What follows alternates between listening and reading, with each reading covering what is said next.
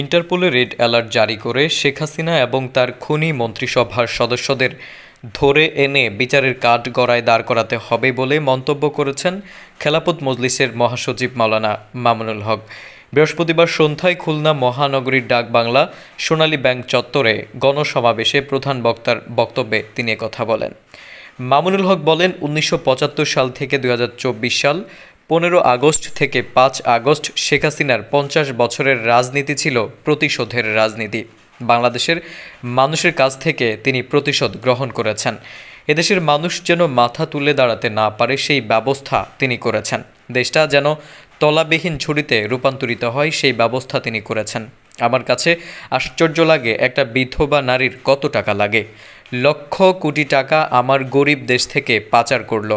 দেশের শ্রমিকরা মেহনত করে মাথার ঘাম পায়ে ফেলে বিদেশ থেকে আমাদের ছেলেরা মেয়েরা কষ্টার্জিত পয়সা দেশে পাঠায়, আর আশা করে বাংলাদেশ উন্নত হবে।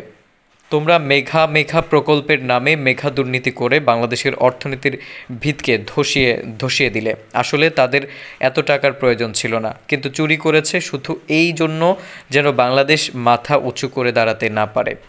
বাংলাদেশটাকে আরেকটা দেশের অঙ্গরাজ্যে পরিণত করার চক্রান্ত করেছে।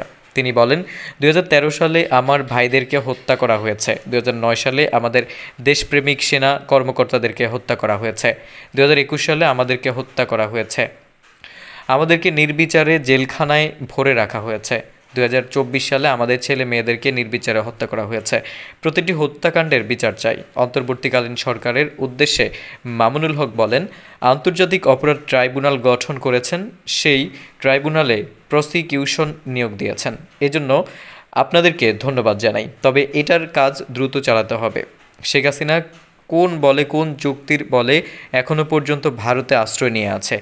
এতগুলো মামলার আসামি হওয়ার পরও এখনও তার নামে কেন ইন্টারপোলের রেড অ্যালার্ট জারি হলো না? ইন্টারপোলের রেড অ্যালার্ট জারি করে শেখ হাসিনা এবং তার খুনি মন্ত্রিসভার সদস্যদের ধরে এনে বিচারের কাঠগড়ায় দাঁড় করাতে হবে। তার আগে শেখ হাসিনাকে রিমান্ডে নিয়ে কোথায় টাকা পাচার করেছে সব উদ্ধার করতে হবে। পাচারকৃত টাকা ফিরিয়ে এনে দেশের মানুষের কল্যাণে বিনিয়োগ করতে হবে। খেলাফত মজলিসে খুলনা মহানগর ও জেলা শাখা গণসমাবেশের আয়োজন করে। এতে প্রধান অতিথি ছিলেন খেলাফত মজলিসের অভিভাবক পরিষদের চেয়ারম্যান মাওলানা রফিকুর রহমান। গণসমাবেশে সভাপতিত্ব করে খেলাফত মজলিসের খুলনা জেলা শাখার সভাপতি মাওলানা মুজিবুর রহমান।